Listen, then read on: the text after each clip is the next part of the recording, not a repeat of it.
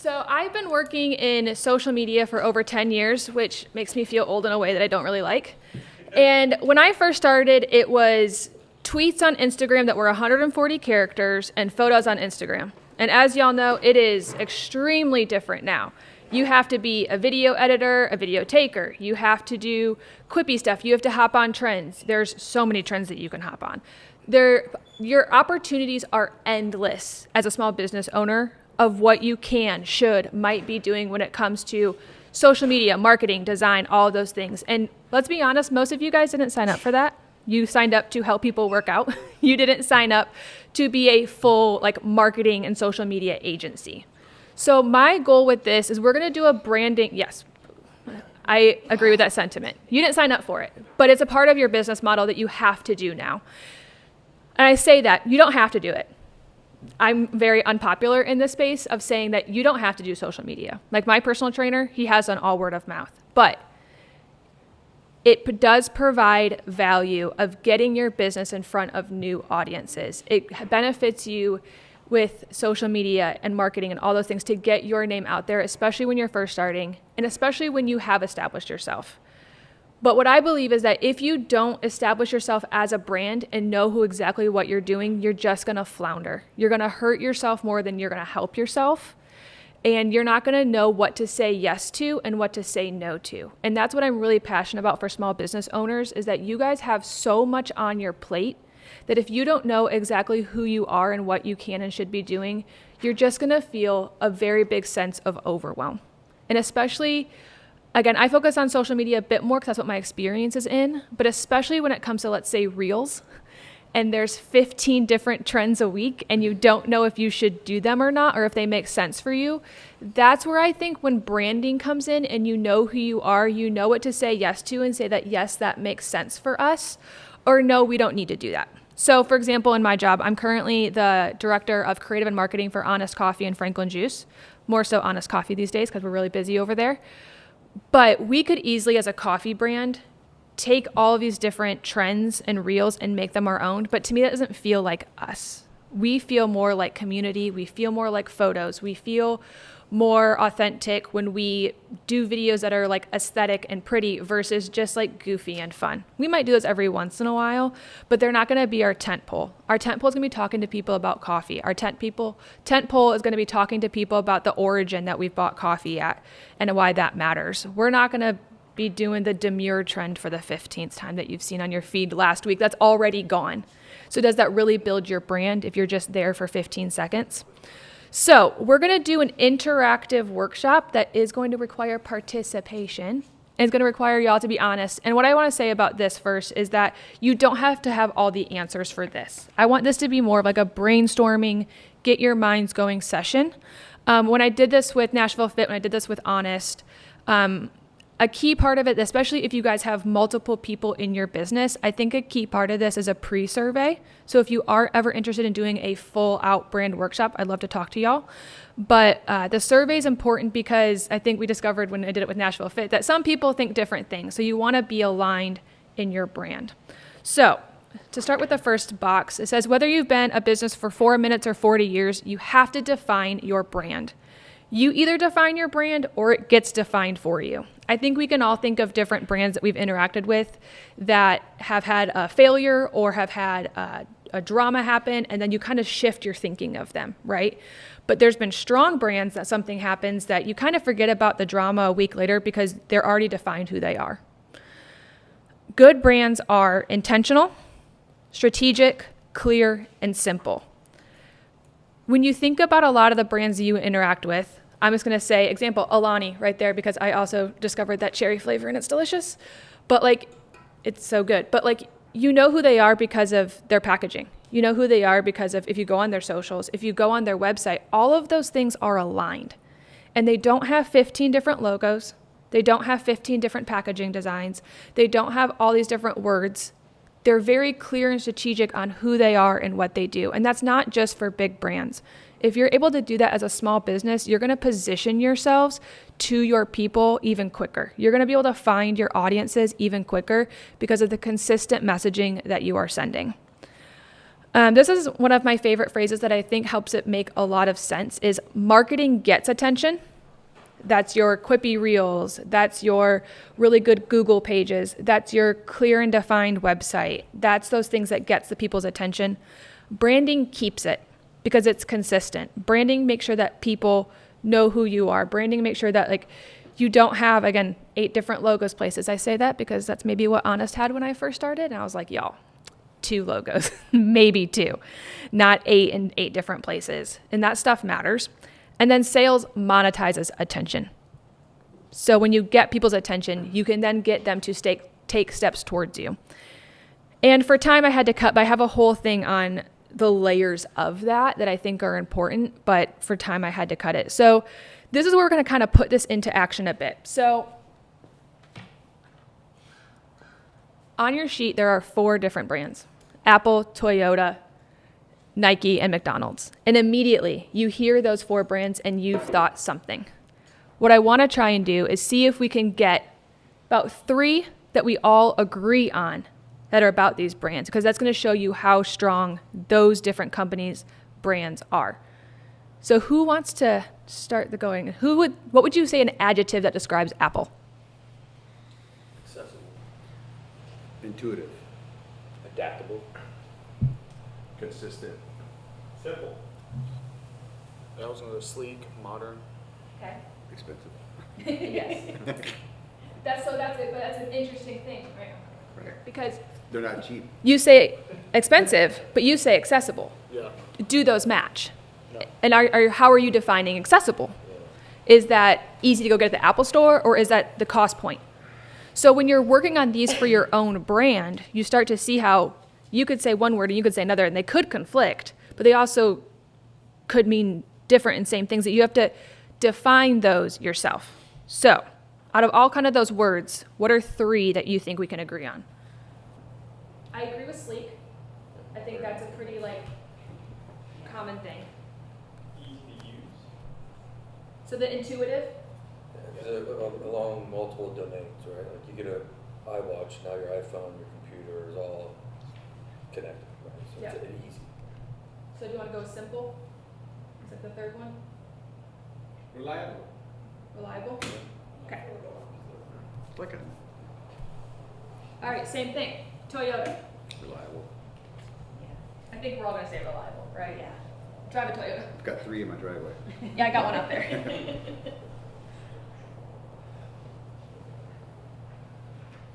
Holds value. Accessible.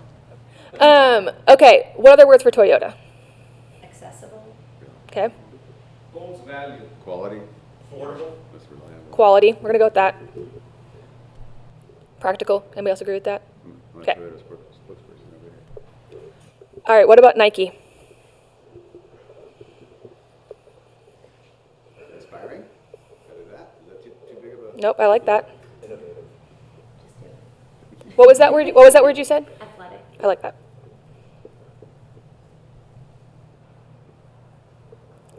Mickey D's, McDonald's. Affordable. I'm not gonna lie, that current $5 deal is has spoke to me many times. Convenient, affordable. Yeah. What else? Consistent. Yeah. Those golden arches are gonna be golden arches anywhere. Okay, I didn't pick these brands on accident.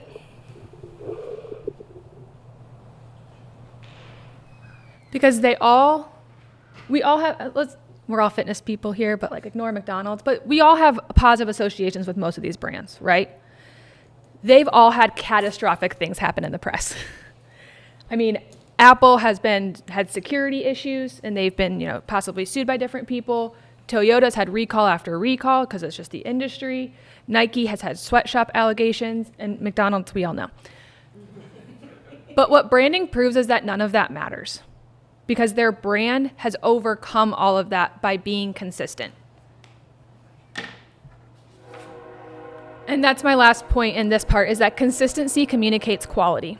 So when you as a brand are using, it's mostly little things that matters with this. When you're using the same font on your Instagram stories every single time. When people are scrolling really quickly, but they know that's the font you use and they know that that's you, they're going to be more likely to stop. When you have consistent logos everywhere and they see you on their website, and then they see you when you sponsor a local 5K and they see you other things, they're saying it's you that whole time. It communicates quality when you're consistent with who you are. If you are always changing up stuff, that's not to say that you can't rebrand strategically. That's not to say that you can't try new things. But when you are consistent, you are letting people know, hey, I'm here and you're seeing me everywhere. And then they can really identify with you. Because I think especially as fitness people, you are tying yourself as a human to your people. And most likely when they have that relationship built with you, they're going to stop at your content. They're going to notice who you are. They're going to see you. And they want to do that. But as you all know, when you're on different social media, you are inundated with so many different messages. And these days, so many freaking ads that they can't even stop to find you. So most of the time, let's just be honest, people aren't going out searching for you, you're popping up. But when you're popping up consistently with the same kind of messaging, when you're having the same kind of slogans and sayings that are really consistent throughout people's day, on social media, in person, on your buildings, all of that, it builds a brand that people can know and people can trust. So this is an abbreviated version of my workshop, but I want you guys to be able to help establish your brand purpose, brand vision, and brand mission. This might be work that y'all have already done before, so it's going to be really easy. But if you haven't, it can sound either monotonous or not necessarily needed. But I promise you that, again, my big thing is I want to help small business owners have their yeses be yeses and their nos be nos. So when you have your brand figured out, you are able to identify those more and more. So again, we're going to have interaction time. And I want you all to be working through this kind of together and bouncing ideas off each other, because you guys are all in kind of similar spaces. In some ways, you guys are each other's competition, but you get to help learn from each other a bit. So your brand purpose is why somebody chooses you over your competition. And it has to feel like you. This is something that I learned really early on in my career, is that I would like to be like, I want to be like that person, so I'm just going to emulate how they act. And then I was exhausted and needed a nap, like to go to the sleep part, because I was tired by not being myself. So whatever your branding is, it has to feel like you. I don't care if a different persona or a different version might be, quote, more successful. You're going to be exhausted by not being yourself. So it needs to feel like you. But this trickles down to your guests, your employees, your physical and online presence. Having a purpose means we know who we are and who we aren't. So, but in order to establish that, I want you guys to think about what each of your individual businesses' problem is solving. And try and be as specific with this as possible. It's not just like, we're helping people get fit. What's the question that you as a small business owner, you as a fitness studio, you as a trainer are trying to solve? Anybody want to go first? Improving someone's life, you know? What does that go? Is it improving somebody's life just by working out? Is it a specific kind of workout? Is it a specific time of day? Like, what's the differentiator for you? Because I can go to a lot of different places to go work out. So like, what is the purpose of your business specifically? Again, you don't have to have answers right now. It's just to get you thinking about the different things. We already talked a little bit. I want you to talk about yours, because I think you have a strong. Help women and men love themselves through movement. That's a brand purpose right there. It has an audience. It has a reason. It has something more than just like, we're going to do some crunches. Anybody else? Again, you don't have to have it now. This is just to get percolating. That's the microphone so far away. I'm hogging it. I would say optimizing professional and personal growth. Okay, I think that's great. And I want you all to be writing these down on these papers. If you don't, there should be pens in the bag, but if not, I have a whole slew of pens. Because I want you all to start writing these down, to have them places, to see them, because it'll trickle down to your people.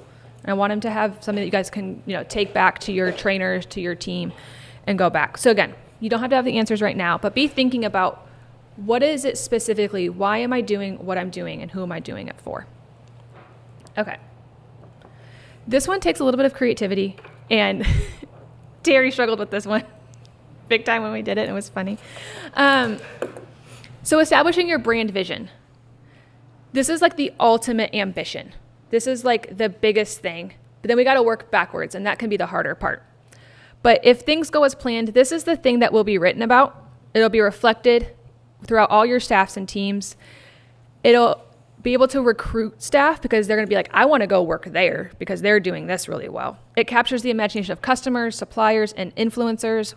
Unfortunately, in today's day and age, we got to acknowledge that audience as a viable and important part of your marketing ecosystem. So imagine this, 10 years from now, your business is going viral. It's in trade publications, it's in the media, it's extremely successful. What is the headline? Like, what is the thing that you've accomplished that people are writing about? So again, this is a little bit more uncomfortable because you have to think future, you have to think big, but this is your dreaming moment. This is the thing that when you've really accomplished the thing that you've been dreaming about for X amount of years, this is what's trickling down to everybody else. Well, I'm going to give you all time to think about this one because it does take some thought. So I have some examples on here. So Alzheimer's, our vision is a world without Alzheimer's disease. Starbucks. I could go a whole case study on how this isn't true anymore, but they try sometimes. With every cup, every conversation, every community, we nurture the limitless possibilities of human connection. eBay, connect people and build communities to create economic opportunity for all. And Chanel, preserve the brand's heritage while shaping the future with integrity and responsibility. So those have very clear things that you can look back on and say, are they doing that? Check yes or no. This is like your checks and balance, for lack of a better phrase, inside your business. Say, are the things that we're doing, because again, you guys can be doing so much as small business owners, are the things that we're saying yes to aiding in this vision? Are the things that we're saying yes to making this a reality in 10 years and not just a dream? Or are they not, and we need to start saying no to some things that we've been doing? Anybody want to share? Sure. Resilience Recon changed the way how I overcome obstacles in my professional life. So you're really tying in the working on the professional. Yeah, I think that a lot of people times they look at professional and personal lives separately. Yeah. But they definitely meant and blur the lines, right? Yeah. If your personal life is in shambles, then you're not going to be as productive and efficient professionally. But professionally, then you're going to come home and bring your work home. So I want to focus on the professional life and then have that bleed over into your personal life. Awesome. So like I think what you're really aiming for is like that alignment. Correct. In the personal professional life. It's awesome. Okay, then we'll go to the brand mission. This is the how. So like we can dream and we can go, we can achieve, but how do we do all of that is really important. So this is what do you need to do, how do you need to do it, and who do you need to do it for? So I think we can take time like on your own and kind of do this, but really take time to think about, again, what you are doing, who you're doing it for. And are the things that you're saying yes to aligning with that? So again, Alzheimer's leads the way to end Alzheimer's and all our dementia by accelerating global research, driving risk reduction and early detection, and maximizing quality care and support. Very clear. And those are the things they're saying yes to. Starbucks by inspiring and nurturing human spirit, one person, one cup, one neighborhood at a time. eBay by providing a global trading platform where practically anyone can trade practically anything. And Chanel by being the ultimate house of luxury, defining style, creating desire now and forever. So I encourage y'all to take some time and really think about this because of saying yes and no is, to me, the most important skill in any small business. You guys could be doing 14 different reels a week. You could also be putting money into Google. You could be paying influencers. You could be doing all these different things. What I want branding to be is not just a thought thing that you guys should be doing as a business, but a thing that really helps you guys align who you are and what you do. So I think I have a couple minutes if you guys have any questions. Yeah. So to follow on the vision thing, I was thinking on it, and it's kind of evolved over time with like social media cancellation and stuff like that. But I've had several of these people actually in here on my podcast, over 100 episodes on there. And the thing for me is my brand is relentless pursuit, and bringing others on board to be on a relentless pursuit in every aspect of their lives, right? And all these individuals that have been on my show have been on a relentless pursuit, and they have amazing journeys. So I think the thing for me is to find the connection between all different walks of life. It doesn't matter how crazy someone's journey is, you can connect with something in their story and be able to take something from that in order to pursue the best version of yourself. So basically connecting people through all different kinds of stories in order to become great, Yeah. whatever that is to you. And again, when you make that thing the thing that you're focused on, it's going to be able to make you be like, yes, these are the things we should be doing. Yeah, These are the things that aren't going to help people find relentless pursuit, of course. but these are the things that are. All right. So I love that. And we talked about this too, but it's like, write these things down and put them somewhere visual. Like relentless pursuit should be everywhere for you internally. And it'll eventually trickle out externally if you want it to. Yeah, for sure. But I think that's narrowing it down to something that quick and that easy is important. I mean, Nike, right? Just do it. Like that says everything about who they are. And it's not just a phrase to them, it's how they execute their business. Anybody else? Well, thanks y'all. And thanks for being able to interact with me a little bit and not just listen to me talk the whole time.